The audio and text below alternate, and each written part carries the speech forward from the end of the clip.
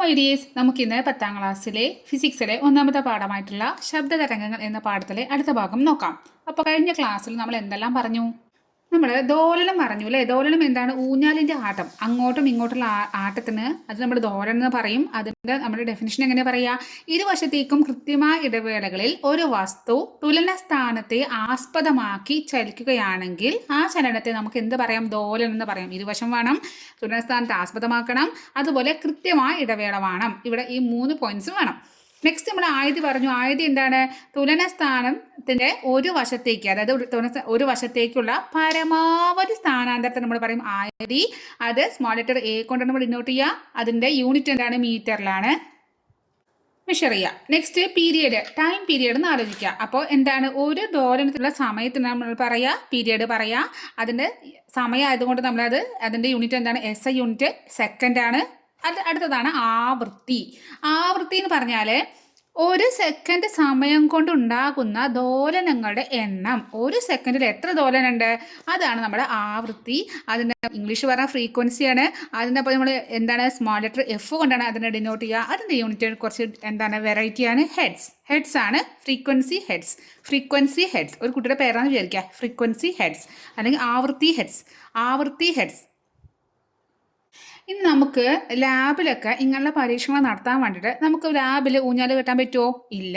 അപ്പം നമ്മൾ ഊഞ്ഞാലിന് പകരം ലാബിൽ ഇങ്ങനെ ദോലനങ്ങളൊക്കെ എണ്ണാൻ വേണ്ടിയിട്ടും ആവൃത്തിയും ടൈം പീരിയഡും ആദ്യമൊക്കെ കാണാൻ വേണ്ടിയിട്ട് നമ്മളൊരു സിമ്പിളായിട്ടുള്ളൊരു സെറ്റപ്പ് ഉണ്ടാക്കിയിട്ടുണ്ട്. അതിൻ്റെ പേരാണ് സിമ്പിൾ പെൻഡുലം. അപ്പോൾ എന്താണ് സിമ്പിൾ പെൻഡുലം? ഭയങ്കര സിമ്പിളാണ്. എന്താണ് സിമ്പിൾ? ഒരു സ്റ്റാൻഡ് ഉണ്ടായിരിക്കും. ഇതൊരു സ്റ്റാൻഡാന്ന് വിചാരിക്കുക. അതിലൊരു കമ്പി അങ്ങനെ വെച്ചിട്ടുണ്ടാവും. അതിലൊരു ചരട് ഇങ്ങനെ തൂക്കിയിട്ടുണ്ടായിരിക്കും. എന്നിട്ട് അതിൻ്റെ താഴെ എന്തുണ്ടറിയോ? നമ്മൾ ഇത് ഊഞ്ഞാലിൻ്റെ കയറാന്ന് വിചാരിക്കാം. താഴെ നമ്മൾ ഇരിക്കുന്ന ഭാഗത്തിന് പകരം ഇവിടെ ഒരു റൗണ്ടിൽ ഒരു ബോൾ പോലെ, പക്ഷെ ബോൾ എന്നല്ല പറയാം. ബോൾ എന്നതിന് പകരം അവർ ബോബ് എന്നാക്കി മാത്രം. നമ്മൾ ബോൾ എന്നിട്ട് എന്ന് മാറ്റി ബോബ് എന്നാക്കി. അപ്പോൾ ബോളല്ല, ഈ തെറ്റിയിട്ട് ഇവിടെ ബ് നാക്കി. അപ്പോൾ ബോബ്. അതെന്താണ്? ബോബാണ് ഈ താഴേൻ്റെ പേര്. എന്താണ്? ബോബ്. അപ്പോൾ ഒരു ചരടിൽ ഒരു ബോബ് കെട്ടിത്തൂക്കിയാൽ എന്തായി? നമ്മളെ സിമ്പിളായിട്ടുള്ള സിമ്പിൾ പെൻഡുലം റെഡിയായി. ഇനി എങ്ങനെ ഇതുകൊണ്ട് നമ്മൾ പരീക്ഷണങ്ങൾ ചെയ്യാം? നമ്മൾ ഈ ബോബിൽ പിടിച്ച് വലിക്കുക. അപ്പോൾ എന്ത് ചെയ്യും? എന്താണ് വിടുക? കൈ വിടുമ്പോൾ അത് അങ്ങോട്ടും ഇങ്ങോട്ടും ഇങ്ങനെ ദോലനം ചെയ്യും. അപ്പോൾ നമുക്ക് ഒരു സെക്കൻഡിൽ ദോലനങ്ങളുടെ എണ്ണം നോക്കാം, ഒരു ദോലനത്തിൻ്റെ സമയം നോക്കാം. അങ്ങനെ നമുക്ക് പീരിയഡും ആവൃത്തിയും ഒക്കെ ഈ ഒരു സെറ്റപ്പിൽ നമുക്ക് കാണാൻ പറ്റും. ഇനി നമുക്ക് അറിയേണ്ടത് ഈ പെൻഡുലത്തിൻ്റെ നീളം കൂട്ടുമ്പോഴും കുറയ്ക്കുമ്പോഴൊക്കെ നമ്മൾ ആവൃത്തിക്ക് വല്ല മാറ്റവും വരുന്നുണ്ടോ നമ്മൾ നോക്കാം. അതായത് പെൻഡുലത്തിൻ്റെ നീളം കൂട്ടുമ്പോൾ ആവൃത്തി എന്താ വരുന്നത്? അതാണ് നമ്മൾ നോക്കേണ്ടത്. അപ്പോൾ ഒരു സിമ്പിളായിട്ട് ചിന്തിച്ചാൽ തന്നെ നിങ്ങൾക്ക് മനസ്സിലാവും. ഇവിടെ ഞാനിതാ ഒരു മരം വരച്ചിട്ടുണ്ട്. ഈ മരത്തിന് താഴെ ഒരു കൊമ്പുണ്ട്, മുകളിൽ അത് ഉയരത്തിലൊരു കൊമ്പുണ്ട്. അപ്പോൾ നിങ്ങൾക്ക് നിങ്ങളുടെ വീട്ടിൽ അച്ഛൻ എന്ത് ചെയ്തു? ഒരു ഊഞ്ഞാലിട്ട് തന്നു. അത് വലിയ ഉയരമുള്ള കൊമ്പിൽ ഒരു ഊഞ്ഞാലിട്ട് തന്നു. അപ്പം നിങ്ങൾക്ക് ചെറിയൊരു അനിയനും ഉണ്ടെന്ന് വിചാരിക്കാം. അപ്പോൾ അനിയനും വേണം ഒരു ഊഞ്ഞാലെന്ന് പറഞ്ഞു. അപ്പോൾ അനിയന് ഈ ഊഞ്ഞാൽ ഓൾറെഡി ഇവിടെ ഇരിക്കുന്നുണ്ട്. നിങ്ങൾ ഇരിക്കുന്നുണ്ട്. അപ്പോൾ എന്താണ്? അനിയന് ഇവിടെ ഈ കുഞ്ഞിക്കൊമ്പിൽ ഒരു ചെറിയ ഊഞ്ഞാൽ ഇട്ട് കൊടുത്തു. എന്നിട്ട് രണ്ടുപേരും ആടുന്നു കേട്ടോ. അപ്പോൾ ഇവിടെ നമുക്ക് നോക്കാം. ഇവിടെ നോക്ക്, ഇത് സിമ്പിൾ പെൻഡുലം ഊഞ്ഞാൽ രണ്ടും സെയിം പോലെ ആലോചിക്കാം. ഇവിടെ ഇതിൻ്റെ ഈ കയറിൻ്റെ നീളം, നമ്മുടെ പെൻഡുലത്തിൻ്റെ ആണെങ്കിൽ ആ ചരടിൻ്റെ നീളം, അതായത് അത് കൂടുമ്പോൾ നമ്മൾ ആവൃത്തി എന്ന് പറഞ്ഞാൽ എന്താണ്? ഒരു സെക്കൻഡിലുണ്ടാകുന്ന ദോലനങ്ങളുടെ എണ്ണമാണ് ആവൃത്തി. പീരിയഡ് പറഞ്ഞാൽ ടൈമാണ്. ഒരു ദോലത്തിന് ആവശ്യമായ ടൈമാണ് നമ്മളെ പീരിയഡ്. അപ്പോൾ ഇവിടെ ആവൃത്തി കാണുമ്പോൾ നമുക്കറിയാം, നമ്മളിങ്ങനെ വാച്ച് കാണും. അപ്പോൾ നമുക്ക് നോക്കാം, രണ്ടുപേരും ആവൃത്തി കാണുകയാണ്. അതിനൊരു സ്റ്റോപ്പ് വാച്ചൊക്കെ ഉപയോഗിച്ചിട്ട് ഇവിടെ ഇരിക്കുന്നുണ്ട്? അച്ഛൻ ഇവിടെ ഇരിക്കുന്നുണ്ട്. അപ്പോൾ അച്ഛൻ്റെ കയ്യിൽ എന്തുണ്ട്? സ്റ്റോപ്പ് വാച്ച് ഉണ്ട്. അപ്പോൾ ഇനി ഒരു ദോലനത്തിന്, അതായത് ഒരു സെക്കൻഡിൽ ഉണ്ടാകുന്ന ദോലനങ്ങൾ. അപ്പോൾ നിങ്ങൾ ഈ വലിയ ഊഞ്ഞാല അതുകൊണ്ട് നിങ്ങൾ ഭയങ്കര നല്ല വലിയ ഊഞ്ഞാലല്ലേ. അപ്പോൾ നിങ്ങൾക്ക് ഇങ്ങനെ ആടി മരത്തിൻ്റെ കൊമ്പിലൊക്കെ വേണമെങ്കിൽ കാലൊക്കെ തട്ടിക്കുക അല്ലേ? കാലൊക്കെ തട്ടിക്കാം. ഇങ്ങനെ ആടുകയാണ്, നല്ല സ്പീഡിൽ ആടുകയാണ്. പക്ഷേ ഇത് നോക്ക്, കുഞ്ഞു ഊഞ്ഞാലാണ്. ഇവിടുത്തെ ചരടിൻ്റെ നീളം, ഈ കയറിൻ്റെ നീളം കുറവാണ്. അപ്പോൾ ഇയാൾക്ക് കുറച്ച് ഇത്രേ ആടാൻ പറ്റുന്നുള്ളൂ.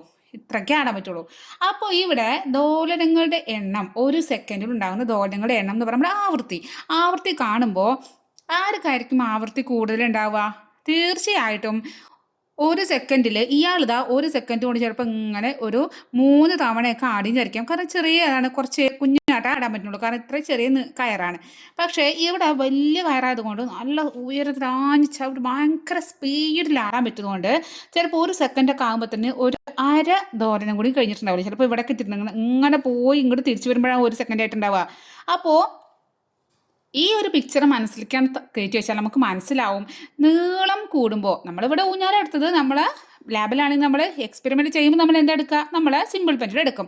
അപ്പോൾ ഇവിടെ നീളം കൂടുമ്പോൾ ആവൃത്തി കുറയും. അതായത് ഇവിടെ നീളം കൂടിയപ്പോൾ ഇവിടെ ആവൃത്തി കുറഞ്ഞു, ഇവിടെയാണ് ആവൃത്തി കൂടുതലുണ്ടായിരുന്നത്. ഇവിടെ 3 ആട്ടം ആടിയപ്പോൾ ഇവിടെ ഒരാട്ടം ആടാൻ പറ്റുള്ളൂ ഒരു സെക്കൻഡ് കൊണ്ടെന്ന് വിചാരിക്കാം. അപ്പോൾ നോക്ക്, ഇതാണ് നമ്മുടെ ആവൃത്തി പറഞ്ഞാൽ ഫ്രീ എഫ് ആണ് ലെറ്റർ. അപ്പോൾ ഇവിടെ ചെറിയ ഊഞ്ഞാലിന് ആവൃത്തി 3 ആയപ്പോൾ വലുതിന് 1 ഹെഡ്സ്, ഇവിടെ 3 ഹെഡ്സ് ആണെന്ന് വിചാരിച്ചോ. അപ്പോൾ എന്ത് മനസ്സിലായി? നീളം കൂടുമ്പോൾ ആവൃത്തി കുറയും, നീളം കൂടുമ്പോൾ ആവൃത്തി കുറയും. അപ്പോൾ നമ്മുടെ ഊഞ്ഞാലിൻ്റെ നീളമാണോ പറയുക? അല്ല, നമ്മൾ പറയുന്നതാണ് പെൻഡുലത്തിൻ്റെ നീളം കൂടുമ്പോൾ ആവൃത്തി കുറയും. മനസ്സിലായോ? അപ്പോൾ നമുക്ക് പറയാം, ഈ നീളം ആവൃത്തിയില്ലേ അവർ തമ്മിലെ ബന്ധം എന്താണ്? വിപരീത അനുപാതത്താണ്. വിപരീത അനുപാതം എന്ന് പറഞ്ഞാൽ ഒന്ന് കൂടുമ്പോൾ മറ്റേത് കുറയും. അത് നീളം കൂടുക, മോളിക്കായിട്ട് കൂടാന്നുള്ളതിന് ഷോർട്ടായിട്ട് എഴുതിയതാണ്. ആവൃത്തി എന്താണ്? കുറയുക. അപ്പോൾ നീളവും ആവൃത്തിയും എന്താണ്? വിപരീത അനുപാതത്തിലാണ്. രണ്ടുപേരും എപ്പോഴും എന്താണ്? ഒരേ സ്വഭാവമല്ല, രണ്ടുപേർക്കും എപ്പോഴും എന്താണ്? വിപരീത സ്വഭാവം എന്ന് പറയില്ല. ചിലപ്പോൾ നമ്മൾ ഏട്ടനും അനിയനൊക്കെ പറയുമ്പോൾ നമ്മൾ പറയും, രണ്ടുപേരും എപ്പോഴും അടികൂടുമ്പോൾ പറയും നിങ്ങൾക്ക് രണ്ടൊക്കെ വിപരീത സ്വഭാവം എന്ന് പറയും അല്ലേ. ഒരാൾ കരയുമ്പോൾ ഒരാൾ ചിരിക്കുക, അപ്പോൾ അതുപോലെ. അപ്പോൾ ഇവിടെ ഒരാൾ കൂടുമ്പോൾ ഒരാൾ കുറയും. അങ്ങനെയാണെങ്കിൽ നമുക്കറിയണം നമ്മുടെ പീരീഡും നീളം കൂടുമ്പോൾ ആവൃത്തി കുറയുന്ന മനസ്സിലായി. അങ്ങനെയാണെങ്കിൽ ഇവർ തമ്മിലുള്ള ബന്ധം മനസ്സിലായി. അപ്പോൾ എങ്ങനെയാണ് ഈ പീരീഡും ആവൃത്തിയും തമ്മിലുള്ള ബന്ധമാണ് എന്താണെന്ന് അറിയണം. അവരെങ്ങനെയാണ് രണ്ടും ഒരുമിച്ച് പോവുമോ, അതായത് രണ്ടും നല്ല ഒരേ സ്വഭാവമാണോ അതോ വിപരീത സ്വഭാവമാണോ നമുക്കറിയണം. ആരൊക്കെ തമ്മിലാണ്? പീരിയഡും ആവൃത്തിയും. പീരിയഡ് പറഞ്ഞാൽ എന്താണ്? ഒരു ദോലനത്തിൻ്റെ സമയം. ആവൃത്തി പറഞ്ഞാൽ എന്താണ്? ഒരു സെക്കൻഡിലുണ്ടാകുന്ന ദോലനങ്ങളുടെ എണ്ണം. എപ്പോഴും സെക്കൻഡ് വെച്ചിട്ടാണ് നമ്മൾ പറയണത്. അപ്പോൾ ഇനി നമ്മൾ ബന്ധം പറയുമ്പോൾ നമ്മൾ ആരൊക്കെയാണ്? നമ്മുടെ പീരിയഡ്, ആവൃത്തി. അപ്പോൾ ഇവരെ പോലെ തന്നെ ഈ ആവൃത്തി ആളത്ര വൃത്തിയുള്ള സ്വഭാവമല്ല. എപ്പോഴും എല്ലാവരോടും എന്താണ്? എപ്പോഴും ഉടക്കിയും കൊണ്ടാണ്. നമ്മുടെ പീരിയഡ് പറഞ്ഞു കേട്ടോ. പീരിയഡ് എന്താ പറഞ്ഞറിയോ?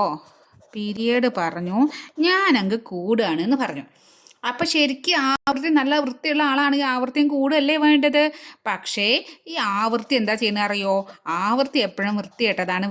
ആ വൃത്തി എന്നൊക്കെ പറയുന്നുണ്ടെങ്കിലും വൃത്തിയില്ലാത്തതാണ് എപ്പോഴും. ഇയാൾ കൂടിയപ്പോൾ ഇയാൾ കുറഞ്ഞു, നീ അങ്ങനെ കൂടിയ ഞാനും കുറയടാന്ന് പറഞ്ഞിട്ട് ആവൃത്തി അങ്ങോട്ട് കുറഞ്ഞ്. അപ്പോൾ നീളം കൂടിയപ്പോഴും നീളത്തിൻ്റെ കൂടെ ആര് കൂടിയില്ല? വൃത്തിയില്ലാത്ത ആവൃത്തി കൂടിയില്ല, അയാൾ കുറഞ്ഞു. പീരിയഡ് പറഞ്ഞു ഞാൻ കൂടുകയാണെന്ന് പറഞ്ഞപ്പോഴും ആവൃത്തി എന്താണ്? നീ കൂടടാ ഞാൻ കുറയടാന്ന് പറഞ്ഞിട്ട് അപ്പോഴും ഇവർ തമ്മിൽ എന്തായി? ഇവർ വിപരീത അനുപാതത്തിലായി. അപ്പോൾ നമുക്കൊരു ഇക്വേഷൻ ഉണ്ടാക്കാം. വിപരീത അനുപാതം എന്ന് പറഞ്ഞാൽ എപ്പോഴും എങ്ങനെയാണ്? രണ്ടും ഒരേപോലെ കൂടുകയാണെങ്കിൽ നമുക്ക് ഇക്വേഷൻ ഉണ്ടാക്കാം, ഈക്വലായിട്ട് എഴുതാം. പക്ഷേ ഇവിടെ നമുക്ക് ആവൃത്തിനെ നമ്മൾ എഫ് എന്നുള്ള ലെറ്റർ കൊണ്ട് കാണിക്കും, അത് ഫ്രീക്വൻസി. അപ്പോൾ സ്മോൾ എഫ് ആട്ടോ. ആവൃത്തി എന്ന് പറഞ്ഞാൽ പീരിയഡിൻ്റെ ഓപ്പോസിറ്റ് ആണ്. ആവൃത്തി പറഞ്ഞാൽ പീരിയഡിൻ്റെ ഓപ്പോസിറ്റ് പറഞ്ഞാൽ ആവൃത്തി കൂടുമ്പോൾ പീരിയഡ് കൂടാണ് എഫ് = T എഴുതായിരുന്നു. പക്ഷേ ഇവിടെ കുറയില്ലേ, അപ്പോൾ നമുക്ക് താഴെ എഴുതി 1/T. അപ്പോൾ നമ്മുടെ ഒരു മെയിൻ ഇക്വേഷൻ ഇതാ നമ്മുടെ കയ്യിലായിപ്പോയി. എന്താണ്? ആവൃത്തി = 1/പീരിയഡ്. ആവൃത്തി = 1/പീരിയഡ്. വൃത്തിന്നുണ്ടെങ്കിലും വൃത്തി ഉണ്ടോ? ഇല്ല. ഒരാൾ കൂടുമ്പോൾ മറ്റാൾ കുറയാണ് ചെയ്തത്. മനസ്സിലായോ? ഇക്വേഷൻ അവർ തമ്മിലുള്ള ബന്ധം മനസ്സിലായോ? അവർ തമ്മിലുള്ള ബന്ധം അത്ര നല്ല ബന്ധമല്ല അല്ലേ. ഇനി നമ്മുടെ കഥയിലേക്ക് പുതിയ ഒരാൾ വരികയാണ് കേട്ടോ. ആരാണ്? ആളുടെ പേരാണ് ട്യൂണിംഗ് ഫോർക്ക്. നിങ്ങൾ പലപ്പോഴും പലരും കണ്ടിട്ടുണ്ടായിരിക്കും. ചെറിയ ക്ലാസ്സിലൊക്കെ നിങ്ങളുടെ ക്ലാസ്സിലോ ലാബിലോ സ്കൂളിൽ ലാബ് ഉണ്ടെങ്കിലൊക്കെ കൊണ്ടുപോയിട്ട് നിങ്ങളുടെ ടീച്ചേഴ്സ് കാണിച്ചു തന്നിട്ടുണ്ടായിരിക്കും ട്യൂണിംഗ് ഫോർക്ക്. അതെങ്ങനെയാണ്? ആളുടെ ഷേപ്പ് എന്നൊക്കെ പറഞ്ഞാൽ എങ്ങനെ അറിയോ? ഇങ്ങനെയൊക്കെ ഒരു ഷേപ്പാണ്. എന്തിനാണ് ഉപയോഗിക്കുന്നത്? ടിങ് സൗണ്ട് ഉണ്ടാക്കാൻ. അതുകൊണ്ടാണ് ഒരു അടി കടിച്ചാൽ മേശയിലോ ഒരു തട്ട് കൊടുത്താൽ അങ്ങനെ നമുക്കൊരു വൈബ്രേഷൻ കേൾക്കാൻ പറ്റും. ഇങ്ങനെ നമുക്ക് ഫീലായി നമുക്കത് കേൾക്കാനും പറ്റും. എന്നുള്ളൊരു കൂക്കൽ പോലെ നമുക്ക് സൗണ്ട് നിങ്ങൾക്ക് അറിയേണ്ടായിരിക്കും. ട്യൂണിംഗ് ഫോർക്ക് എന്താണ്? ഈ ട്യൂണിംഗ് ഫോർക്ക് എന്താണ് നമ്മൾ ഉപയോഗിക്കുന്നത്? ട്യൂണിംഗ് ഫോർക്ക് നമ്മൾ ഈ ശബ്ദമായിട്ട് ബന്ധപ്പെട്ടുള്ള പരീക്ഷണമൊക്കെ നടത്താൻ വേണ്ടി നമ്മൾ ട്യൂണിംഗ് ഫോർക്ക് ഉപയോഗിക്കും. അങ്ങനെയാണെങ്കിലേ എല്ലാ ട്യൂണിംഗ് ഫോർക്കും ഒരുപോലെയാണോ? എല്ലാ മനുഷ്യരും ഒരുപോലെയാണോ? അല്ല. എല്ലാ മനുഷ്യന്മാരും ഡിഫറൻസ് ഉണ്ട്. അതുപോലെ തന്നെ എല്ലാ ട്യൂണിംഗ് ഫോർക്കും തമ്മിൽ എന്തുണ്ട്? ഒരുപോലെ കാണാനൊക്കെ ഒരുപോലെ ഉണ്ടെങ്കിലും അവർ തമ്മിൽ എന്തല്ല, ഒരുപോലെ അല്ല ശരിക്കും. അവർ മാറ്റങ്ങളുണ്ട്. എന്തിനാണ് അവർ മാറ്റങ്ങൾ ഉണ്ടാവുക?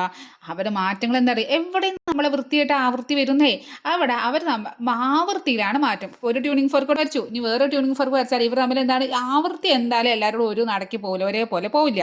അപ്പോൾ എന്താണ്? ആവൃത്തി എപ്പോഴും എന്താണ്? വ്യത്യാസമായിരിക്കും. ഓരോ ട്യൂണിംഗ് ഫോർ എടുക്കുമ്പോഴേ അതിൻ്റെ ഓരോ ആവൃത്തിയും എന്തായിരിക്കും? വ്യത്യാസമായിരിക്കും. അപ്പോൾ ആദ്യം തന്നെ ഇവിടെ എഴുതി ട്യൂണിംഗ് ഫോർക്കിൽ എഴുതി വെച്ചിട്ടുണ്ടാകും അതിൻ്റെ ആവൃത്തി എത്ര. ആവൃത്തിയാണ് പറയണത്. നമ്മൾ പറഞ്ഞു ആവൃത്തി എത്ര ശരിയല്ല എന്ന്. കാരണം ആവൃത്തിയുടെ യൂണിറ്റ് ഒരു വെറൈറ്റി യൂണിറ്റ് ഹെഡ്സ് എന്നൊക്കെ തന്നതല്ലേ. അപ്പോൾ എത്ര ഹെഡ്സ് ആണ് ഇവിടെ തന്നിട്ടുണ്ടായിരിക്കും.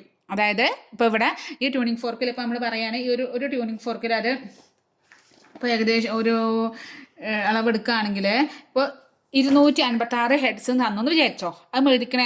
അതിൻ്റെ അർത്ഥം എന്താണ്? ഒരു സെക്കൻഡിൽ എന്താണ്? ഒരു സെക്കൻഡിൽ ഉണ്ടാകുന്ന ദോലങ്ങളുടെ എണ്ണല്ലേ നമ്മുടെ ഇത് ഫ്രീക്വൻസി, അതായത് ആവൃത്തി. അപ്പോൾ ഒരു സെക്കൻഡിൽ 256 തവണ എന്തുണ്ടാവും? ദോലനങ്ങൾ ഉണ്ടാവും. അതാണ് ഇവിടെ 256 എന്ന്. ഇപ്പം വേറെ 100 ഹെഡ്സ് എന്നാണ് വിചാരിച്ചോ. ഒരു ട്യൂണിംഗ് ഫോർക്കിൽ 100 എന്ന് എഴുതിയിട്ടുണ്ട്. അപ്പോൾ അതുകൊണ്ട് എന്താ ഉദ്ദേശിക്കുന്നത്? അത് ഒരു സെക്കൻഡിൽ 100 ദോലനങ്ങൾ ഉണ്ടാക്കും. മനസ്സിലായോ? അപ്പോൾ നിങ്ങൾ ടെക്സ്റ്റ് ബുക്കിൽ ഇവിടെ ഒരു ക്വസ്റ്റ്യൻ ഉണ്ട്. ട്യൂണിംഗ് ഫോർക്കിലെ രേഖപ്പെടുത്തലും അതിൻ്റെ കമ്പനങ്ങളുടെ എണ്ണവും തമ്മിൽ എന്തെങ്കിലും ബന്ധമുണ്ടോ? അതിന് ആൻസർ തൊട്ട് താഴത്തും തന്നിട്ടുണ്ട്. ട്യൂണിംഗ് ഫോർക്കിലെ രേഖപ്പെടുത്തൽ ആ ട്യൂണിംഗ് ഫോർക്കിൻ്റെ ആവൃത്തിയെ സൂചിപ്പിക്കുന്നു. അതാണ് ഇതിൻ്റെ ആൻസർ കേട്ടോ. അതുകൊണ്ട് നമുക്ക് എഴുതേണ്ട ആവശ്യമില്ല. എന്താണ് അതിൻ്റെ രേഖപ്പെടുത്തൽ പറഞ്ഞാൽ എന്താണ്? അതിൻ്റെ ആവൃത്തി തന്നെയാണ് സൂചിപ്പിക്കുന്നത്. ഇനി അടുത്ത നാളാണ് സ്വാഭാവിക ആവൃത്തി, അല്ലെങ്കിൽ നാച്ചുറൽ ഫ്രീക്വൻസി പറയും. അപ്പോൾ ആവൃത്തി അത്ര വൃത്തിയുള്ള ആളല്ല എന്ന് പറഞ്ഞു. അപ്പോൾ എല്ലാവരുടെ കയ്യിലും എത്ര നല്ല ആളാണെങ്കിലും അവരുടെ ഉള്ളിലൊക്കെ എന്തുണ്ടായിരിക്കും? ഒരു വൃത്തിയായിട്ട സ്വഭാവം ഉണ്ടായിരിക്കും അല്ലേ? എന്തെങ്കിലുമൊക്കെ ഒന്നും ഉണ്ടാവില്ലേ? യെസ്, അങ്ങനെയാണ് ഓരോരുത്തർക്കും ഉള്ള. അതായത് ഒരാളുടെ ഇപ്പോൾ ഒരു വസ്തുവിനെ ഇപ്പോൾ നമ്മൾ ഒരു ഊഞ്ഞാലെടുത്തു. ആ ഊഞ്ഞാലിനെ നമ്മളൊന്നൊരു ആട്ടിന് വിട്ടു അല്ലേ? പിന്നെ ആ ഊഞ്ഞാൽ എന്ത് ചെയ്യും? കുറച്ച് നേരം ഇങ്ങനെ ആടിക്കൊണ്ടേയിരിക്കും. പിന്നെ നമ്മൾ ആട്ടേണ്ട ആവശ്യമില്ല. ആദ്യം നമ്മളൊന്ന് തള്ളിക്കൊടുത്താൽ പിന്നെ ആ ഊഞ്ഞാൽ അങ്ങോട്ടും ഇങ്ങോട്ടും ഇങ്ങനെ ആടൂല്ലേ? അതെന്താണ്? അത് സ്വതന്ത്രമായി അതിനൊന്നും നമ്മൾ കമ്പനം ചെയ്യിപ്പിച്ചു. അപ്പോൾ എന്താണ്? അത് അതിൻ്റെ തനതായ ആവർത്തിയിൽ അതിൻ്റെ പാട്ടും പാടി അതിൻ്റെ ഒരു ആവർത്തിയിൽ എങ്ങനെ ലാലാലാല ആടിക്കൊണ്ടിരിക്കും. അങ്ങനെ ഒരു വസ്തുവിനുണ്ടാവുന്ന ഒരു തനതായ ആവർത്തി, അതിൻ്റെ സ്വന്തം ആവർത്തി. അത് വേറൊരാൾ ചെയ്യിപ്പിക്കണതല്ല. അപ്പോൾ നിങ്ങളോട് അമ്മ പഠിക്കുക എന്ന് പറഞ്ഞിട്ടാണ് നിങ്ങൾ പഠിക്കണമെന്ന് വെച്ചാൽ അതെന്തല്ല? അത് അവിടെ സ്വാഭാവിക ആവൃത്തിയിലുള്ള പഠനമല്ല. നിങ്ങൾക്ക് തോന്നും ഒരു തവണ നിങ്ങൾ ക്ലാസ് കേട്ടോ, അല്ലെങ്കിൽ ഒരു തവണ അമ്മ പറഞ്ഞു ഒന്ന് പോയി പഠിക്കട്ടോ, അല്ലെങ്കിൽ മാർക്ക് വാങ്ങിക്കണം കേട്ടോ എന്ന് പറയുമ്പോൾ നിങ്ങൾ പിന്നെ ഇരുന്നാൽ പഠിക്കാൻ തുടങ്ങി. അതെന്താണ്? അത് സ്വാഭാവിക ആവൃത്തിയാണ്. അതായത് നിങ്ങൾ സ്വന്തം ആരുടെയും തള്ളലോ ഫോഴ്സോ ഒന്നുമില്ല. സ്വന്തമായിട്ട് എടുത്താണ് പഠിക്കാൻ തുടങ്ങി. അത് സ്വന്തമായിട്ട് തന്നെ ആടാൻ തുടങ്ങി. ഇപ്പോൾ ഒരു ഗ്ലാസ് ഇവിടെ വെച്ചിട്ട് ആ ഗ്ലാസ്സിൽ കൊണ്ടിട്ട് ഒരു തട്ട് കൊടുത്തു. അപ്പം ടിങ് എന്ന സൗണ്ട് ഉണ്ടാവില്ലേ? യെസ്, അതെന്താണ്? അത് ആദ്യം നമ്മൾ കമ്പനം ചെയ്യിപ്പിച്ചപ്പോൾ പിന്നെ എന്താണ്? അത് സ്വാഭാവിക അതിൻ്റെ തനതായ ആവൃത്തിയിൽ അതിങ്ങനെ കമ്പനം ചെയ്യും. ഇതിനാണ് പറയുക എന്ത്? സ്വാഭാവിക ആവൃത്തി. അപ്പോൾ നമുക്കതിൻ്റെ എക്സാമ്പിൾ പറയണേ. ട്യൂണിംഗ് ഫോർക്കിനെ ഒരു തവണ നമ്മൾ തട്ടി അപ്പം അതിൻ്റെ ഊന്നുള്ള സൗണ്ട് കേൾക്കും അല്ലേ? അതെന്താണ്? അത് അതിൻ്റെ തനതായ ആവൃത്തിയാണ്. ഇനി ഒരു ഗ്ലാസ് നമ്മൾ പറഞ്ഞു, ഒരു ഗ്ലാസ്സിന് നമ്മൾ ഒരു തട്ട് കൊടുത്തു. അപ്പം എന്ത് ചെയ്ത് അതിൻ്റെ ഒരു സൗണ്ട് ഉണ്ടാവും. അല്ലെങ്കിൽ സ്കൂളിൽ ബെല്ലടിക്കില്ലേ, മണി അടിക്കില്ലേ? അങ്ങനെ ബെല്ലടിച്ചു ഒറ്റ തവണ പ്യൂണ് വന്നിട്ട് ഒറ്റ കൊട്ട് ബെല്ലിൽ. അപ്പോൾ എന്ത് ചെയ്യുന്നുണ്ടാവും? അപ്പോൾ ആ നല്ല സൗണ്ടില്ലേ? യെസ്, അതെന്താണ്? അതിൻ്റെ തനതായ ആവൃത്തിയാണ്. അപ്പോൾ സ്വാഭാവിക ആവൃത്തി എന്ന് പറയുന്നതാണ് തനതായ ആവൃത്തി. ഒരു തവണ ഒന്ന് തള്ളി കൊടുത്താൽ മതി, പിന്നെ അതിൻ്റെ സൗണ്ട് തനിയെ അതിങ്ങനെ വൈബ്രേറ്റ്, അതായത് വൈബ്രേറ്റ് പറഞ്ഞാൽ കമ്പനം ചെയ്തുകൊണ്ടേ ഇരിക്കും. അതിനോട് പറയും സ്വാഭാവിക ആവൃത്തി. അപ്പോൾ നിങ്ങൾ ടെക്സ്റ്റ് ബുക്കിൽ ഒരു ക്വസ്റ്റ്യൻ ഉണ്ട്. എല്ലാ വസ്തുക്കളും സ്വാഭാവിക ആവൃത്തിയിൽ മാത്രമായിരിക്കുമോ കമ്പനം ചെയ്യുന്നത്? അല്ല. അവിടെ ഒരാൾ വന്നിട്ട് തള്ളിക്കൊടുക്കുക, വീണ്ടും വീണ്ടും അവിടെ വന്നിട്ട് ഒരാൾ ഫോഴ്സ് കൊടുക്കുകയാണ് എന്ന് വിചാരിച്ചോ. അപ്പോൾ എന്താണ്? അതിൻ്റെ സ്വാഭാവിക ആവൃത്തിയിൽ മാത്രമല്ല ഉണ്ടാവുക. അതിന് വേറൊരാളുടെ തള്ളൽ കൊണ്ട് എന്താ പറയുക? അതിൻ്റെ സ്വാഭാവിക ആവൃത്തിയിൽ മാറ്റം വരാവുന്നതാണ്. അതാണ് ഇനി അടുത്തത് പറയണത് കേട്ടോ. ഇപ്പോൾ നിങ്ങൾ നമുക്ക് പറഞ്ഞു നമ്മൾ ആവർത്തി നമ്മുടെ ഒരു സ്വഭാവം വെച്ചിട്ട് കണക്കാക്കാം. നമ്മുടെ സ്വാഭാവിക അതിൽ ഇങ്ങനെ പോവാണ് അതായത് ഭാഗത്തിന് വലിയ പഠിക്കലൊന്നുമില്ല, എക്സാം വരുമ്പോൾ പഠിക്കും, അങ്ങനെ പോവാണ്. അതാണ് നമ്മുടെ സ്വാഭാവിക ആവൃത്തി എന്ന് വിചാരിക്കാം. നിങ്ങളെ ബെസ്റ്റ് ഫ്രണ്ട് ഭയങ്കര അതായത് ഫുൾ ടൈം നല്ല പഠിക്കുക എന്ന് മാത്രം, നല്ല ഫുൾ മാർക്ക് വാങ്ങിക്കണം, ഫുൾ എ പ്ലസ് വാങ്ങിക്കണം, ആ ഒരു ചിന്തയോടെ നടക്കുന്ന ആളാണ്. അവൻ്റെ കൂടെ നടക്കുമ്പോൾ അവൻ നിങ്ങളോട് പറയും പഠിക്കടാ, എടുക്കടാ ബുക്ക്, പഠിക്കടാ, ചെയ്യടാ, പ്രോബ്ലം ചെയ്യടാ, ഇങ്ങനെ പറഞ്ഞ് നിങ്ങൾ എന്ത് ചെയ്യും, നിങ്ങളെ കൊണ്ട് പഠിപ്പിക്കും അല്ലേ. അപ്പോൾ നിങ്ങൾക്ക് എന്ത് ചെയ്യും, നിങ്ങൾക്ക് പഠിക്കാൻ തോന്നും. അതെന്താണ്, നിങ്ങളെ ഫോഴ്സ് ചെയ്ത് പഠിപ്പിക്കുക അല്ലേ. ശരിക്കും നിങ്ങൾ ഇങ്ങനെ നിങ്ങളെ സ്വാഭാവികമായ തനതായ ആവർത്തിയിൽ നടക്കുകയായിരുന്നു. പക്ഷേ നിങ്ങൾ എന്ത് ചെയ്തു, നിങ്ങളെ തള്ളി പ്രേരണം ചെയ്തു. അതായത് പ്രേരണം ചെയ്തു, പഠിക്കാനുള്ള പ്രേരണ ഇങ്ങനെ തന്നുകൊണ്ടിരുന്നു. അപ്പം നിങ്ങൾക്ക് എന്ത് ചെയ്യും, നിങ്ങൾക്കും പഠിക്കാൻ തോന്നും. അങ്ങനെ ഒരു വസ്തുവിൻ്റെ പ്രേരണ കൊണ്ട് മറ്റൊരു വസ്തു ഇവിടെ നമുക്ക് പഠിക്കുകയല്ല, നമ്മളിവിടെ എന്താണ്, ഇവിടെ നമ്മളെ കമ്പനം ചെയ്യണല്ലേ, കമ്പനം. അപ്പോൾ വൈബ്രേഷൻ. അപ്പോൾ ഒരു വസ്തുവിൻ്റെ പ്രേരണ കൊണ്ട് മറ്റൊരാൾ കമ്പനം ചെയ്യാം. അപ്പോൾ ഒരാളെ പ്രേരണ കൊണ്ട് മറ്റൊരാൾ പഠിക്കുക. അമ്മ നിങ്ങൾ പഠിക്കാൻ പറഞ്ഞു, നിങ്ങൾ പഠിച്ചു. അമ്മയുടെ പ്രേരണ മൂലം നിങ്ങൾ പഠിച്ചു. കൂട്ടുകാരൻ പഠിക്കാൻ പറഞ്ഞു, നിങ്ങൾ പഠിച്ചു. അപ്പോൾ നിങ്ങളുടെ ടെക്സ്റ്റ് ബുക്കിൽ എക്സാമ്പിൾ പറഞ്ഞത് ഒരു മിക്സി എടുത്തിട്ട് മേശയിൽ വെച്ചു. മിക്സി പ്രവർത്തിപ്പിക്കുമ്പോൾ ആ മിക്സിയുടെ പ്രേരണ കൊണ്ട് എന്ത് ചെയ്തു, മേശ വൈബ്രേറ്റ് ചെയ്തു, മേശ കമ്പനം ചെയ്യും. അതുപോലെ വേറെ എക്സാമ്പിൾ പറയുകയാണെങ്കിൽ, നിങ്ങൾ കാറിലോ ബസ്സിലോ ഇരിക്കുകയാണ്, കാറ് സ്റ്റാർട്ടാക്കാൻ കേട്ടോ. അപ്പോൾ എന്ത് ചെയ്തു, കാറ് സ്റ്റാർട്ടാക്കുമ്പോൾ അതിന് എൻജിൻ എന്ത് ചെയ്യും, എൻജിന് വൈബ്രേറ്റ് ചെയ്യും. എൻജിൻ സ്റ്റാർട്ടാക്കുമ്പോൾ എൻജിൻ കമ്പനി ചെയ്യുമ്പോൾ ആ എൻജിൻ്റെ ഒരു അനക്കം, ആ കമ്പനം കൊണ്ട് നമ്മൾ വണ്ടി ഇരിക്കുന്ന ബാക്കിയുള്ളവരും കൂടി എന്ത് ചെയ്യും, ഒന്നിങ്ങനെ കുലുങ്ങും. ബസ്സിലൊക്കെ ആണെങ്കിൽ ബസ് ഇങ്ങനെ സ്റ്റാർട്ടാക്കുമ്പോൾ നമ്മൾ ഒന്നിങ്ങനെ വൈബ്രേറ്റ് ചെയ്യും, നമ്മളൊന്നിങ്ങനെ കമ്പനം ചെയ്യും അല്ലേ, നമ്മളൊന്ന് കുലുങ്ങില്ലേ, ആ കുലുങ്ങാണ് വൈബ്രേറ്റ്, അതായത് കമ്പനം, നമ്മളെ കുലുക്കം, നമുക്ക് ഉണ്ടാവുന്ന കുലുക്കം. അതൊക്കെ എന്താണ്, നമ്മൾ ശരിക്കും ഇതൊന്നും ഇപ്പോൾ ഒരു വണ്ടിയിൽ കയറി നമ്മൾ തന്നെ ഇങ്ങനെ കുലുങ്ങോ ഇല്ല. അത് എങ്ങനെയാണ് ഉണ്ടാവുന്നത്, ആ വണ്ടീൻ്റെ എൻജിൻ കമ്പനം ചെയ്തത് കൊണ്ട് നമ്മൾ കമ്പനം ചെയ്തു, അതിൻ്റെ ആ എൻജിൻ്റെ പ്രേരണ മൂലം നമ്മൾ കമ്പനം ചെയ്തു, അങ്ങനെയല്ലേ.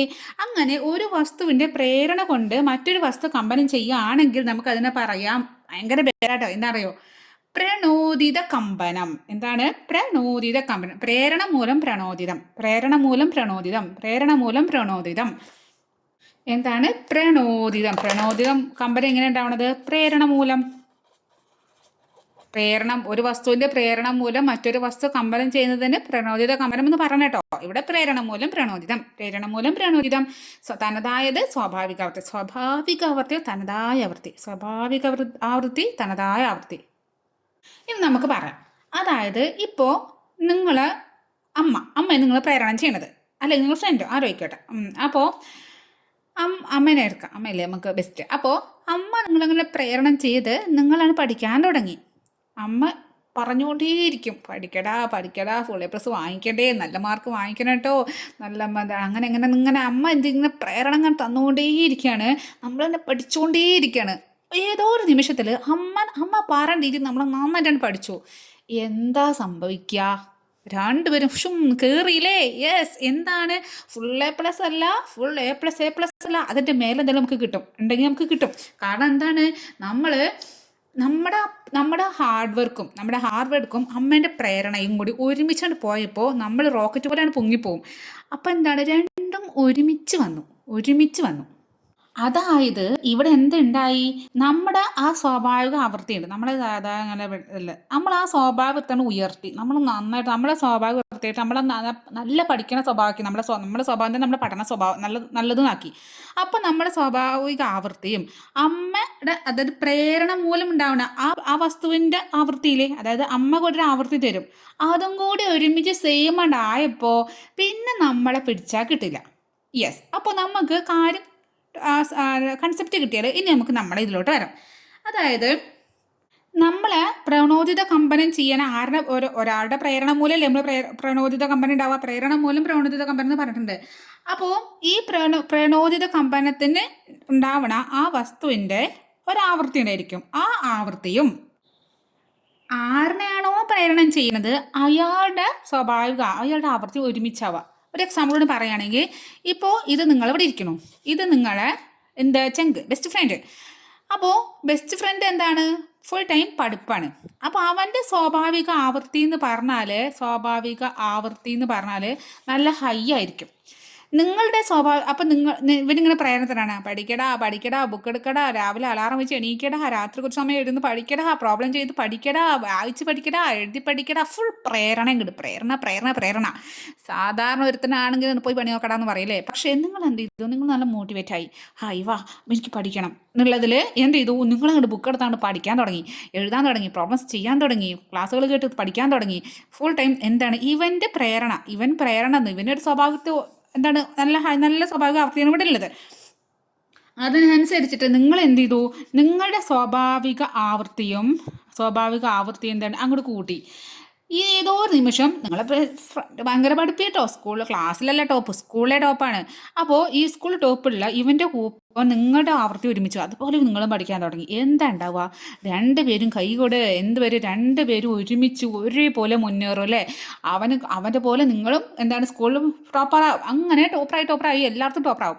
അതാണ് ഇവിടെ നടക്കുന്നത്. ഒരാളുടെ ഈ പ്രേരണ കൊടുക്കുന്ന ആളുടെ സ്വാഭാവിക ആവൃത്തിയും ആരെയാണോ പ്രേരണം ചെയ്യുന്നത് അയാളുടെ സ്വാഭാവിക ആവൃത്തിയും ഒരുമിച്ചാണ് വന്നു.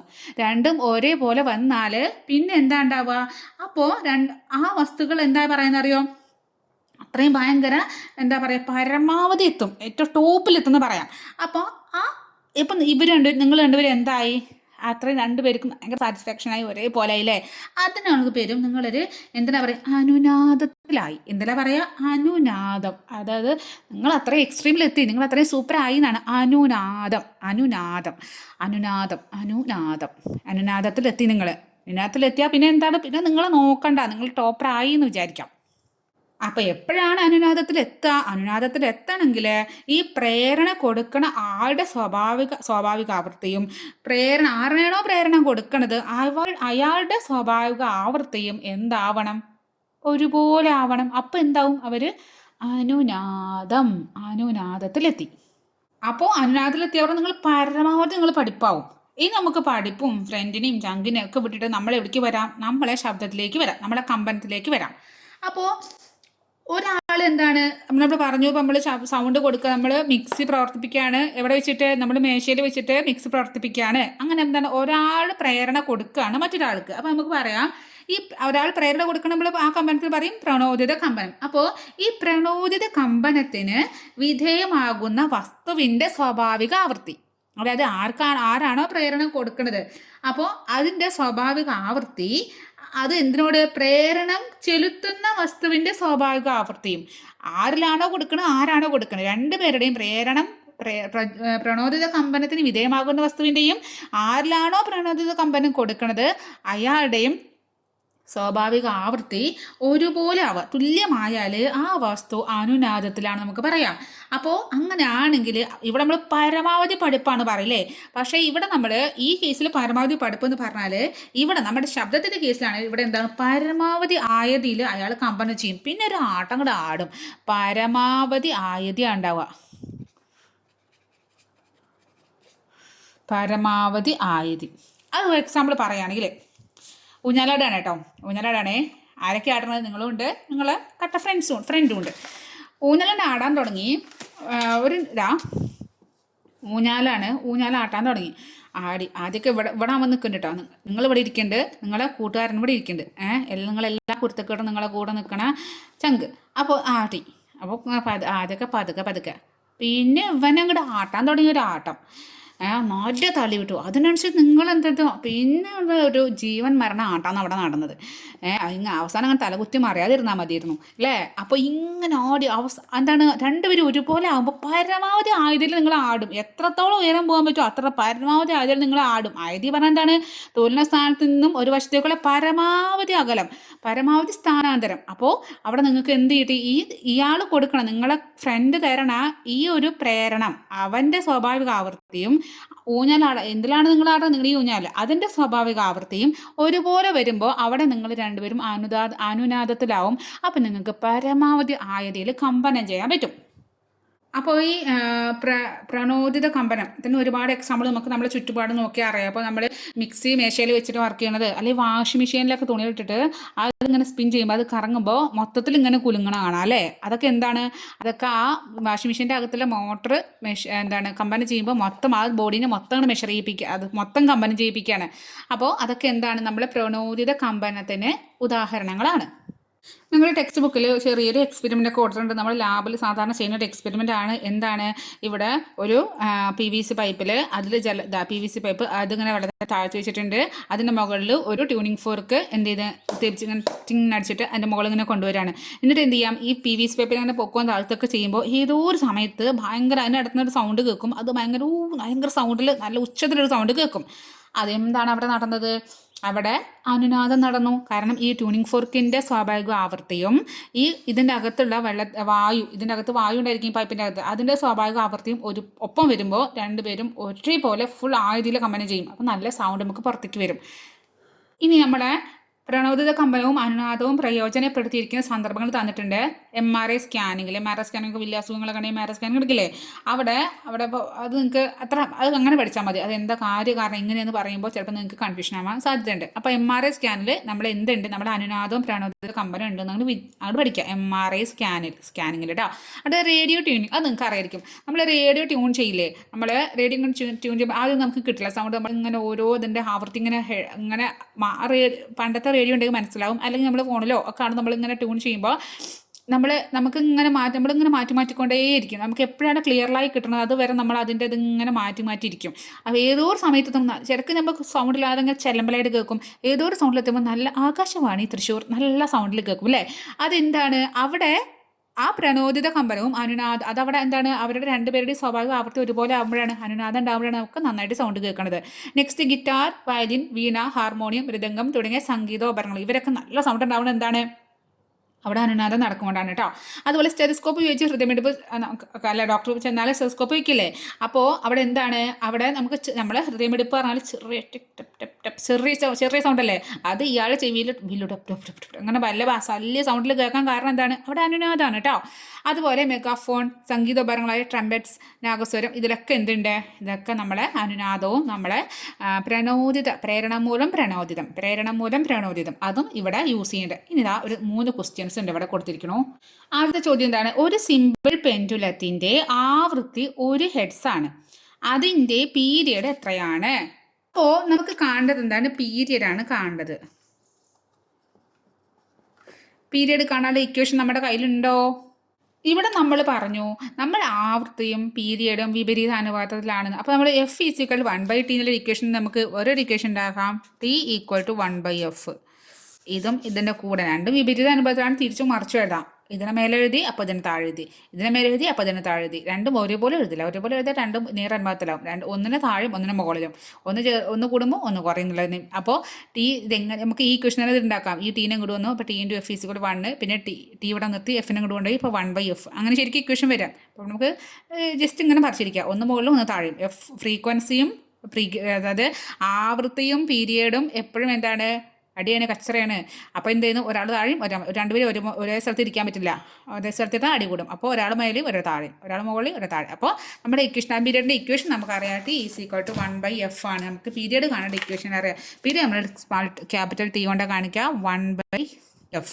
ഇതാണ് നമ്മുടെ ഇക്വേഷൻ. ഈ F തന്നിട്ടുണ്ടോ? F എന്താണ്? നമ്മുടെ ആവൃത്തി നമുക്ക് തന്നിട്ടുണ്ട്. എത്രയാണ്? 1 ഹെർട്സ് ആണ് തന്നിട്ടുണ്ട്. അപ്പോൾ ആവൃത്തി = 1 ഹെർട്സ് ആണ്. നമുക്ക് ഇക്വേഷൻ ഡയറക്റ്റ് കൊടുക്കാം അല്ലേ. അപ്പോൾ എന്തോന്നു? T = 1/1 = 1. ടൈം പീരീഡ് നമ്മൾ എത്ര കാണിക്കുക? സെക്കൻഡിലാണ്. അപ്പോൾ 1 സെക്കൻഡ് എന്ന് കിട്ടി. 1 സെക്കൻഡാണ് നമ്മുടെ ആൻസർ.